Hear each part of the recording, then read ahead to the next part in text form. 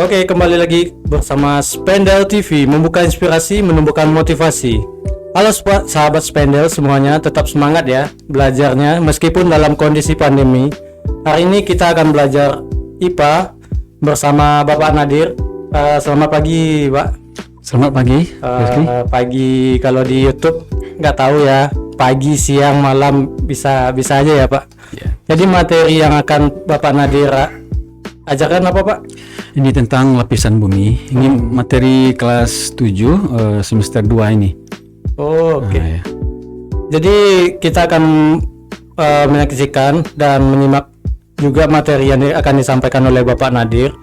Oke, langsung aja kita mulai materinya, dan buat kalian semua silakan disimak ya. Oke. Assalamualaikum warahmatullahi wabarakatuh. Kepada Ananda semua kelas 7 dari dimanapun Anda berada, terutama murid Bapak yang di SMP Negeri 8 Padang. Pada pertemuan kali ini Bapak akan menyajikan materi tentang lapisan bumi. Ini adalah materi kelas 7 semester 2. Lapisan bumi, ya, bumi ini kan merupakan suatu planet yang dalam galaksi Bima Sakti yang diketahui mampu menunjang komponen pendukung kehidupan yang tersedia di bumi, mulai dari air, udara, dan tanah yang merupakan tempat tumbuhnya berbagai tanaman untuk pendukung kehidupan. Hal ini termasuk berbagai mineral dan hasil tambang yang dapat dieksplorasi. Nah, jadi di planet lain itu tidak sebanyak ini ya komponen pendukung yang tersedia, sehingga tidak memungkinkan untuk terjadinya kehidupan di planet lain. Untuk itu kita akan membahas apa-apa saja lapisan yang ada di bumi ini, sehingga pada kali ini kita targetkan ada tujuan pembelajaran yang akan kita capai. Pertama, bisa menggolongkan karakteristik penyusun bumi. Yang kedua, menjelaskan perbedaan tekanan di daratan rendah, ya, tekanan udara, dan tekanan udara di puncak gunung. Kemudian yang ketiga, mungkin bisa kita nanti menjelaskan bahwasannya udara memiliki massa. Dan yang keempat, menjelaskan struktur penyusun lapisan litosfer. Itu 4 tujuan saja pada pertemuan kali ini kita ingin capai. Untuk menggambarkan bagaimana lapisan bumi ini bisa kita bayangkan bentuknya seperti bawang, ya, bawang merah. Coba kita potong dua, ya, vertikal. Itu akan nampak di situ bagaimana bentuk lapis-lapisan dari bawang tersebut. Nah, mulai dari dalam, ya, itu ada intinya, kemudian setelah itu ada lapisan berikutnya sampai lapisan terluar. Nah, kira-kira seperti itu pula lah bentuk lapisan bumi kita ini. Jadi bumi ini secara garis besar, ya, tersusun atas 3 lapisan. Kalau untuk lapisan litosfer, ya, jadi kerak bumi, yang kedua mantel bumi, yang ketiga inti bumi. Nah, di inti bumi ini ada terbagi atas 2 pula, ya, ada inti luar dan ada inti dalam. Nah, ini untuk lapisan batuan, ya, lapisan dari litosfer namanya. Nah, tapi kalau di atas itu kan ada lapisan air, ya. Ya, seperti permukaan bumi ini kan 2/3-nya tertutup oleh air, ya. Di laut itu cukup banyak menutupi permukaan bumi. Kemudian di atas lapisan air kan ada lapisan udara, ya. Itu namanya atmosfer, ya. Jadi itu ada tingkat-tingkatan. Ya, di atmosfer itu ada 5 pula tuh lapisan atmosfer itu, ya, lapisan udara itu. Benar. Iya. Jadi yang pada saat ini pertama kita bahas dulu tentang lapisan litosfer, ya, lapisan batuan yang mulai dari kerak bumi, ya. Nah, di kerak bumi itu adalah lapisan paling luar dari bumi Itu yang menyelimuti permukaan bumi ini. Dan lapisan kerak bumi ini ketebalannya ada sekitar 15 sampai 60 km. Tebal sekali ya, Pak. Itu tebal dari kerak bumi ini. Itu berupa batuan keras dan dingin ya. Nah, kemudian daratan itu terbentuk dari kerak benua. Sebagian besar kerak benua itu terbentuk dari batuan yang disebut dengan granit. Nah, kemudian dasar samudra itu juga terbentuk dari kerak samudra. Nah, kemudian kerak samudra sebagian terbentuk dari batuan yang disebut dengan basal. Jadi kerak bumi ini itu karena ya di bawahnya kan ada lapisan mantel bumi ya. Nah, mantel bumi ini cukup tebal ya dibandingkan ya kerak bumi tadi. Kalau kerak bumi lapisannya setebal 15 sampai 60 kilo, tapi kalau mantel bumi ini tebalnya sampai mencapai 3000 kilo ya, atau paling banyak 2900 km. Nah, lapisan mantel ini merupakan lapisan yang paling tebal dan terletak di lapisan inti dengan antara inti ya dengan kerak. Jadi antara inti dengan kerak itu ada namanya mantel. Nah, ini yang paling tebal ya. Ini adalah merupakan magma kental yang bersuhu 1400 derajat Celcius sampai 2500 derajat Celcius. Nah, jadi karena lapisan magma ini berupa cairan yang kental ya, sehingga tentu lapisan yang di atasnya kerak bumi itu yang keras tadi tentu menjadi bisa bergerak-gerak dibuatnya.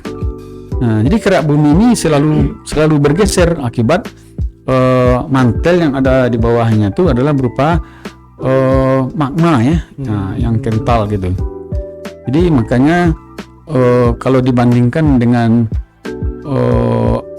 pembentukan bumi ini di awal dulu dibandingkan dengan sekarang itu sudah banyak perubahan bentuknya. Ya seperti di Indonesia ini itu ada pulau-pulau yang dulu bergabung dengan Australia. Nah, itu sekarang sudah terpisah ya, seperti Papua ya, itu kan masuk dulu bergabung dengan benua Australia dulu ya. Nah, jadi itu karena pergerakan mantel itu maka kerak bumi ini menjadi berubah bentuknya, permukaan bumi ini. Nah, dan begitu seterusnya dia terus bergerak. Nah, kemudian pergerakan dari kerak bumi ini ada yang namanya saling mendekat ya, subduksi, ada juga yang saling menjauh gitu ya. Nah, jadi kalau seandainya gerakan dari kerak bumi itu menelusuk ya, masuk ke dalam, nah itu nanti bisa terjadi patahan ya antara kerak bumi itu. Nah, disitulah akan terjadi nanti gempa gitu. Oh, disitulah penyebab gempa. Ya, jadi karena mantel bumi itu adalah merupakan magma yang kental, sehingga keraknya itu tentu menjadi bisa bergerak-gerak ya, karena bumi ini selalu mantel bumi ya di dalam pusat bumi kan ada lagi nanti inti bumi ya. Nah, di inti bumi itu ada dua macam, yaitu inti luar dan inti dalam.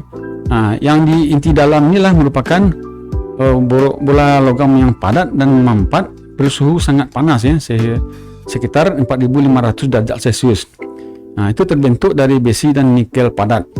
Tebalnya sekitar lebih kurang 1200 km.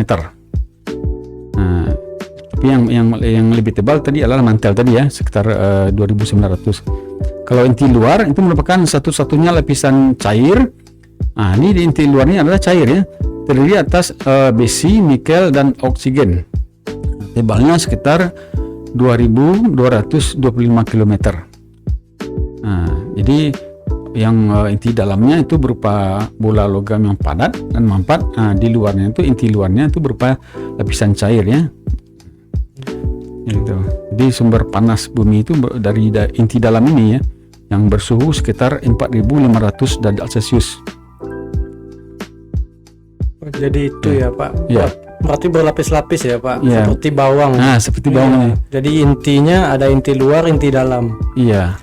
Yang paling tebal itu mantel ya Pak. Mantel bumi ya. Nah, di situ berupa magma ya, kental. Nah, sehingga nanti suatu saat kalau seandainya ada terjadi apa? Gesekan, patahan ya Pak. Ya patahan itu bisa saja nanti terjadi magma itu bisa juga keluar ya.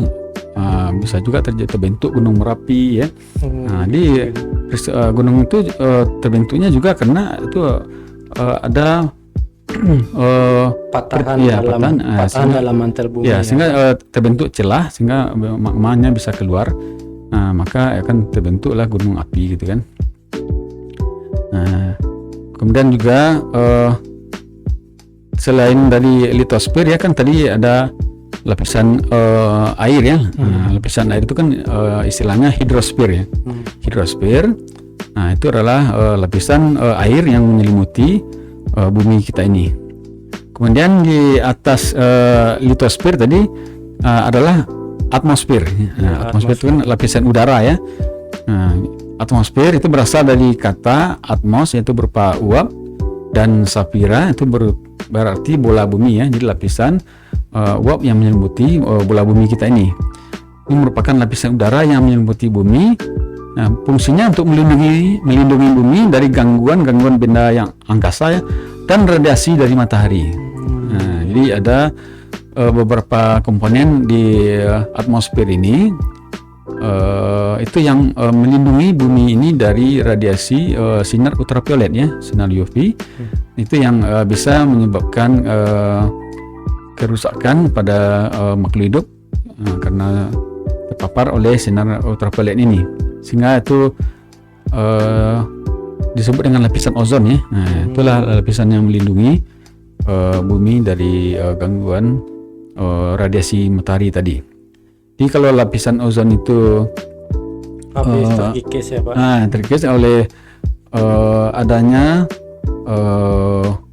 polusi yang diakibatkan oleh aktivitas manusia, itu bisa saja lapisan ozon itu menipis ya. Misalnya saja nanti bolong. Nah, itu yang menyebabkan bisa masuknya radiasi sinar matahari ya.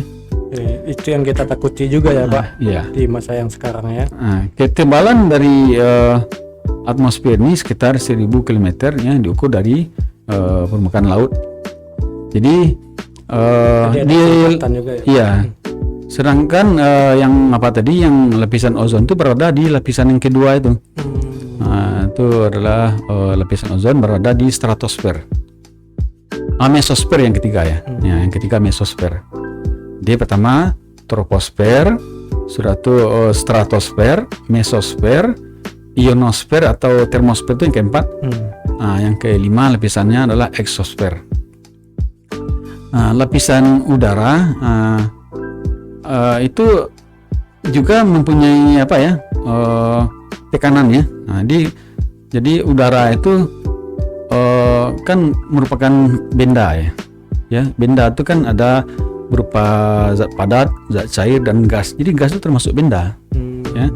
Jadi kalau udara itu merupakan benda, berarti dia juga mempunyai massa. Di syarat sesuatu itu dikatakan benda, itu adalah dia menempati ruang dan juga memiliki massa.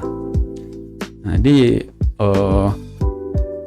udara atau gas itu juga bisa ditimbang ya berapa massanya gitu ya. Berarti termasuk benda juga ya? Iya, karena gas itu termasuk salah satu benda ya, kan ada 3 padat, cair dan gas ya.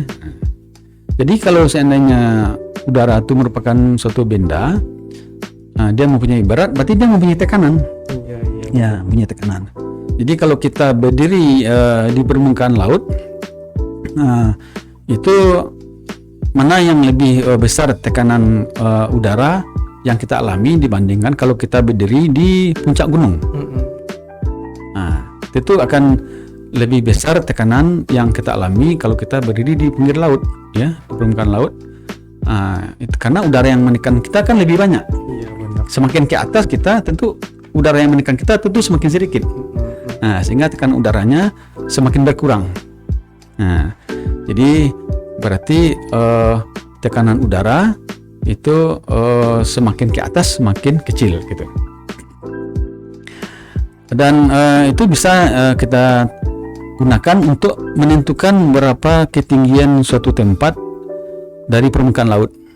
Nah, dengan mengetahui bahwa tekanan udara di permukaan laut itu setelah diukur oleh para ahli ya, ternyata sebesar 1 ATM istilahnya. 1 atmosfer.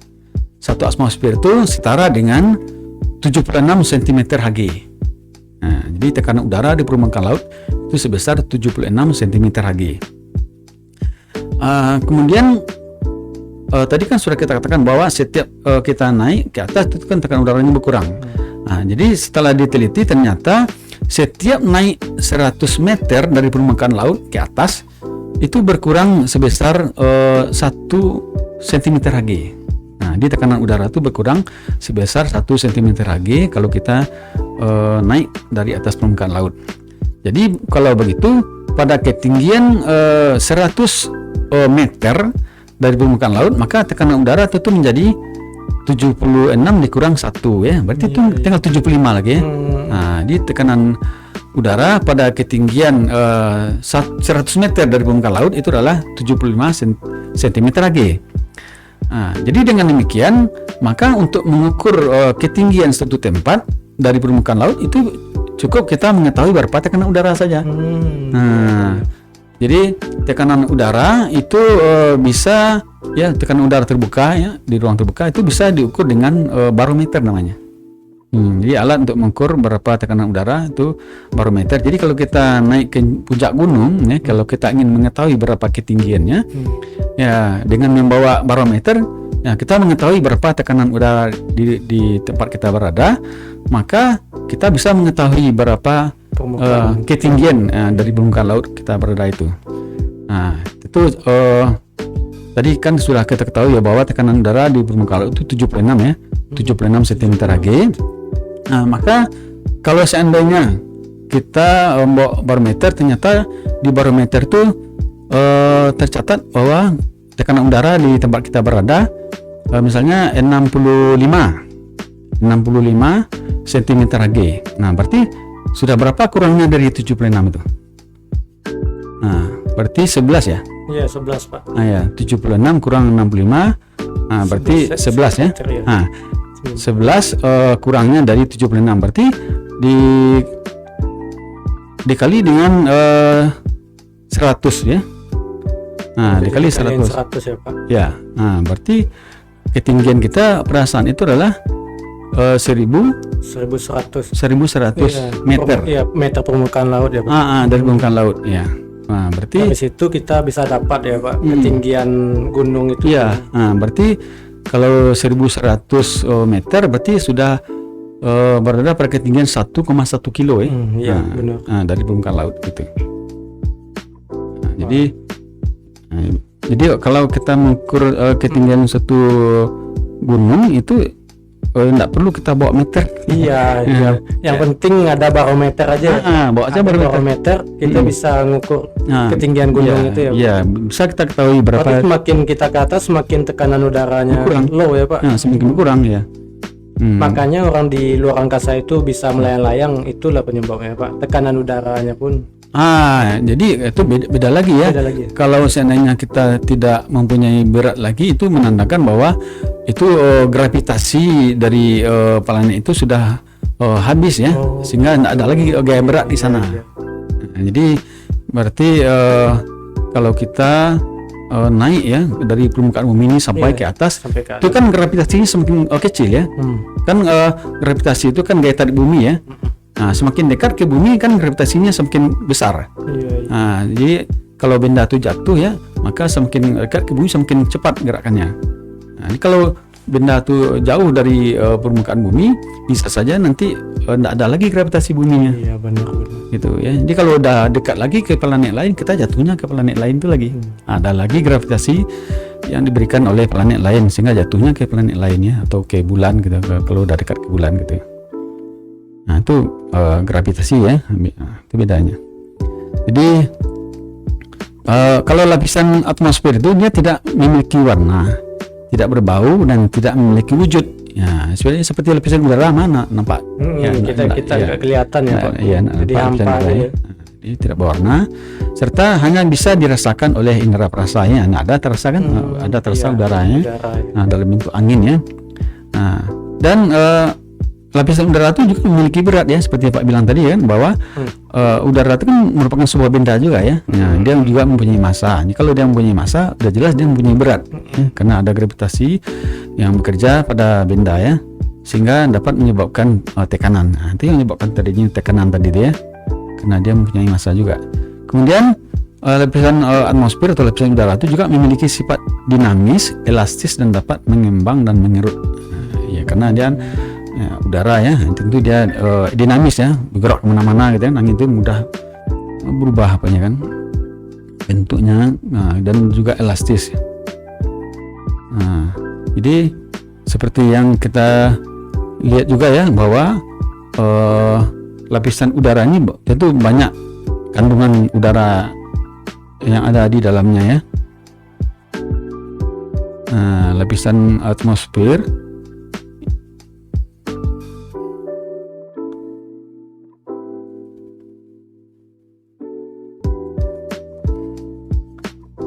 ini yang Pak bilang tadi ya, bahwa lapisan udara itu ada 5 tadi ya: troposfer, stratosfer, mesosfer, termosfer, dan eksosfer ya. Nah, itu. Nah, jadi itulah lapisan udara yang sudah kita bilang tadi ya. Jadi kalau kita naik pesawat terbang, di lapisan mana kita berada? Nah, ya itu pertanyaan. Ya. Pasti orang-orang pasti nanya itu ya. Jadi kalau pernah naik pesawat, kita akan pernah melihat ada awan ya di bawah kita ya. Nah, iya. Ada seperti kapas ya. Itu lapisan apa itu? Nah, itu awan itu beradanya di mana? Dan pesawat itu berada di mana? Jadi kalau pesawat itu lewatnya di lapisan stratosfer. Yang paling bawah ya, Pak? Nah, lapisan yang kedua ya. Yang kedua. Terus stratosfer ya. Iya, stratosfer. Nah, kalau di lapisan troposfer ya, itu ketinggiannya cuma sampai 12 kilo ya dari permukaan bumi ya. Dari 0 sampai 12 kilo itu adalah lapisan troposfer. Nah, sifatnya pada lapisan ini terjadilah fenomena seperti cuaca, seperti angin, hujan, awan. Nah, ini seperti awan tadi berarti di troposfer itu. Nah, jadi awan hitam, hujan, badai itu ya, halilintar. Nah, itu terjadinya di troposfer itu. Lapisan paling awal bumi ya.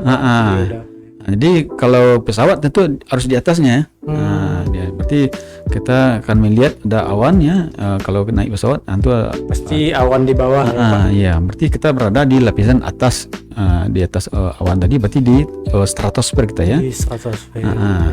Di troposfer itu terdiri atas tiga lapisan: lapisan air, lapisan konveksi, dan lapisan tropopos ya. Ini tropopos ini perbatasannya ya. Nah, perbatasan antara troposfer dan stratosfer. Nah, di ketebalan tropopos ini sekitar 8 sampai 12 kilo di muka laut ya. Lapisan pembatas antara lapisan troposfer dengan stratosfer yang disebut yang tropopos tadi ya. Nah, di lapisan troposfer itu di kutub setinggi 8 kilo. Nah, ini berbeda ya, dengan suhu sekitar min 46 derajat Celcius. Di daerah sedang setinggi lebih kurang 11 km. Dengan suhu min 50 derajat Celcius, dan di daerah ekuator itu setinggi lebih kurang 16 km. Itu dengan suhu lebih kurang min 50 derajat Celcius juga. Di lapisan stratosfer itu ketinggiannya berada sekitar 12 sampai 60 kilo ya dari muka bumi. Nah, lapisan stratosfer itu terdiri dari lapisan isotherm, lapisan panas, lapisan campuran yang teratas. Nah, itu ketinggiannya pada ketinggian 35 kilo, itu di sanalah lapisan ozon. Nah, jadi di lapisan stratosfer itu kan ada lapisan ozon tadi yang seperti yang kita bicarakan tadi. Itu ketinggiannya sekitar 35 km dari permukaan laut. Ya, 35 km. Jadi lapisan peralihan antara stratosfer dengan mesosfer itu namanya stratopos ya. Nah, kalau tadi tropopos, itu perbatasan troposfer dengan stratosfer. Kalau sekarang perbatasan antara stratosfer dengan mesosfer ya, dengan lapisan yang ketiga itu namanya stratopos ya. Stratopos. Udara stratopos ini ketinggiannya 50 km ya. Suhunya mencapai 5 derajat Celcius. Lapisan ozon adalah lapisan yang melindungi troposfer dan permukaan bumi dari radiasi sinar ultraviolet ya, yang berlebihan sehingga tidak merusak kehidupan di bumi. Ya. Ini seperti ini ya, pesawat terbang. Nampak kita lihat ini berada di lapisan stratosfer. Lapisan kedua ya Pak, Ya. dari atmosfer. Ya, lapisan ketiga namanya mesosfer. Itu berfungsi sebagai lapisan pelindung bumi dari kejatuhan meteor. Jadi kalau benda-benda langit seperti Periksa batu-batuan lah ya, batu-batuan yang jatuh karena dia masuk ke gravitasi matahari ya, tentu ditarik oleh gravitasi bumi ya, tentu akan jatuh ke bumi, maka kalau seandainya jatuhnya tuh besar ya, Iya, bisa pasti saja sebesar pulau atau sebesar rumah. Itu kalau jatuh bisa bahaya kan ya. Sehingga Jadi lapisan ini Tuhan yang melindungi bumi ini dengan lapisan udara yang namanya mesosfer. Jadi di lapisan mesosfer inilah meteor tadi akan terbakar nanti ya. Dia berfungsi sebagai lapisan pelindung bumi dari kejatuhan meteor. Di temperaturnya kena tinggi ya. Jadi sekitar dari min 50 sampai 70 derajat Celcius. Sehingga kalau dia bergesekan, maka batuan tadi akan terbakar ya.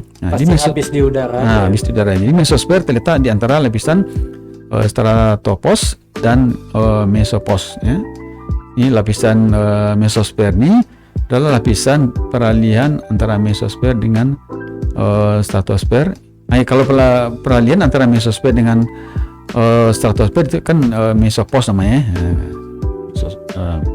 mesoposnya itu perbatasan antara Lapisan peralihannya. ya. Jadi batu-batuan yang jatuh menuju permukaan bumi terbakarnya di mesosfer ya. Jadi fenomena hujan meteor ya itu kan sampai di mesosfer saja ya.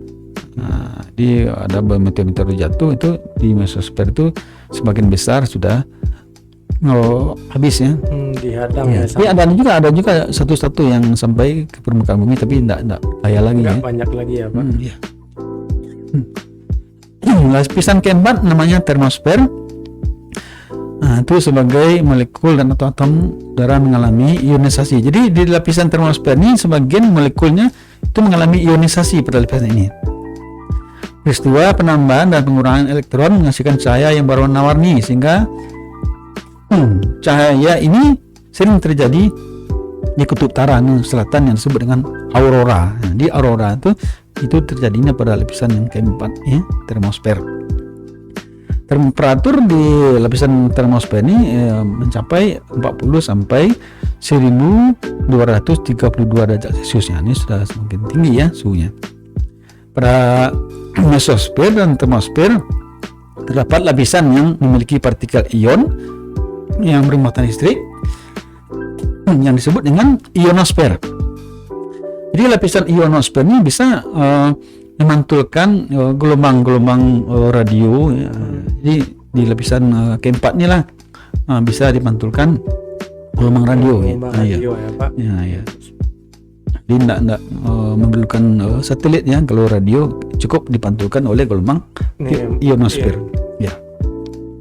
Di pemantauan gelombang radio pada ionosfer, itu terjadinya di termosfer ya. Jadi ini aurora yang kita bicarakan tadi, itu terjadinya di mesosfer ya. Terakhir lapisan atmosfer ini adalah eksosfer. Eksosfer itu merupakan lapisan atmosfer yang paling luar ya, yang paling jauh dari bumi ya. Eksosfer ini berada pada lebih dari 800 km sampai ke 3.260 km dari permukaan bumi. Jadi sangat jauh sekali dari permukaan bumi ya. Pada lapisan inilah meteor mulai interaksi ya dengan susunan gas atmosfer bumi ya. Nah, tapi nanti terbakarnya di mesosfer gitu kan. Di lapisan ketiga ya. Iya, mesosfer. pesan keempat ya. Ini kan dah yang terakhir yang kelima ya. Nah, pengaruh gaya berat dan gravitasi bumi pada lapisan ini sangat kecil ya. Ya, karena kan jauh dari permukaan bumi itu tuh gravitasinya sangat kecil ya. Nah, jadi gaya berat tentu berkurang di sana ya. Kalau udah keluar dari exosfer mungkin saja tidak ada lagi gravitasi bumi kan. Ya, jadi kalau ini sudah sangat kecil ya di exosfer ini. Nah, jadi satelit yang di apa? Yang diletakkan di angkasa itu berarti di luar ya? Di luar. Di luar exosfer itu ya. Ya, jadi berarti kalau sudah di luar exosfer berarti gravitasi buminya sudah habis kan? Sudah habis ya. Nah, dia tidak jatuh lagi. Nah, ini satelit itu ditaruhlah di tempat yang tidak ada lagi gravitasinya. Berarti sudah diperkirakan ya dengan energi berapa roket ini untuk pendorong satelit ini sehingga nanti pas di satu tempat tidak ada lagi gravitasinya sana ya. Nah, jadi kan roket pendorongnya itu sudah diperkirakan ya berapa bahan bakar yang dibutuhkan untuk sampai ke tempat yang terluar sehingga bisa satelit itu mengorbit ya di luar angkasa. Nah, ini contoh-contoh satelit yang mengorbit bumi pada lapisan exosfer ya. Nah, ini berarti yang masih di lapisan exosfer berarti ada di lapisan exosfer itu yang tidak ada lagi ya gravitasinya. Ya, tapi tidak jatuh lagi kan. Berarti astronot itu di lapisan itu ya Pak? Bisa jadi ya, sebab ketebalan dari lapisan exosfer ini sampai 3.260 km. Ya, Dia sangat jauh ya. Jadi bisa jadi yang di lapisan itu tidak ada lagi gravitasi mataharinya ya. Nah, demikianlah materi kita pada kali ini. Kita sudah membahas tentang lapisan bumi dan kita sudah melihat ya apa-apa saja bagi-bagian lapisan bumi ya, dan kemudian kalau kita lihat ya bahwa unsur-unsur yang terdapat di lapisan udara ini ya, di lapisan atmosfer ini itu yang paling banyak adalah nitrogen. Nah, jadi jangan kita menyangka udara ini isinya oksigen saja. Ini yang paling banyak itu adalah nitrogen. Itu sekitar 78% ya, 78,08% itu adalah nitrogen. Kemudian yang nomor 2 yang terbanyak adalah oksigen. Oksigen sekitar 21% ya, atau tepatnya sekitar 20,95%. Selanjutnya argon itu sekitar 1% atau 0,95%. Kemudian karbon dioksida sekitar 0,034%. Nah, dan gas-gas yang lainnya itu adalah juga ada di dalam atmosfer bumi ini. Yang paling banyak adalah nitrogen. Nah, ini unsur-unsur lain yang juga ada di udara ini adalah neon, helium, ya, hidrogen, krypton, ya, metan, xenon, ya, ozon juga. Nah, jadi itu adalah unsur-unsur yang ada di lapisan udara ya, atmosfer ya. Ya, atmosfer ini. Jadi kita sangka oksigen yang paling banyak ya Pak. Rupanya ada nitrogen. Nitrogen yang paling banyak, 78%. 78%. Nah, jadi kita sudah membahas tentang bagaimana karakteristik penyusun bumi ya. Dan Bapak sudah sampaikan tadi penyusun bumi ini ada lapisan atmosfer, di bawah itu ada hidrosfer, kemudian litosfer ya, lapisan batuan ya, seperti tadi yang pertama kerak bumi, mantel bumi, kemudian inti bumi ya. Nah, inti bumi itu ada 2, inti luar dan inti dalam. Nah, itu yang lapisan yang litosfer ya. Nah, kemudian yang tujuan yang kedua kita tadi menjelaskan perbedaan antara tekanan udara di dataran rendah ya, seperti di permukaan laut dengan puncak gunung. Nah, kan nanti ada perbedaan ya. Ya, semakin naik ke atas semakin berkurang tekanan udara ya. Nah, karena udara yang menekan kita sudah semakin sedikit. Kemudian yang ketiga tadi kita dapat menjelaskan bahwa udara itu memiliki massa ya, karena udara itu kan termasuk benda. Jadi syarat suatu benda itu dia memiliki massa dan menempati suatu ruangan. Jadi kalau udara itu, kalau contohnya balon ya.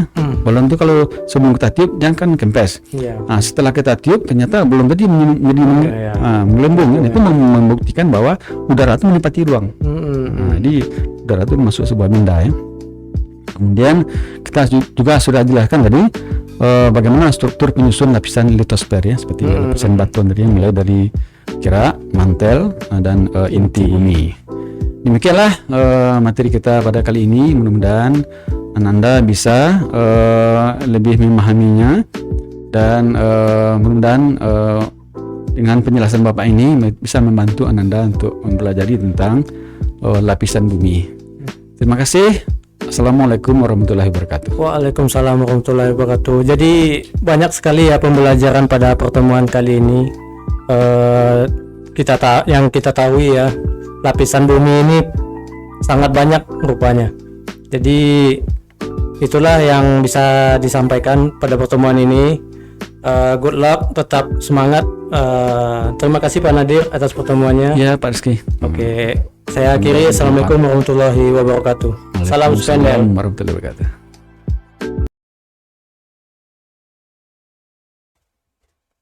Tiga, dua. Oke, ulang ya. Membuka inspirasi, menumbuhkan motivasi yang serius.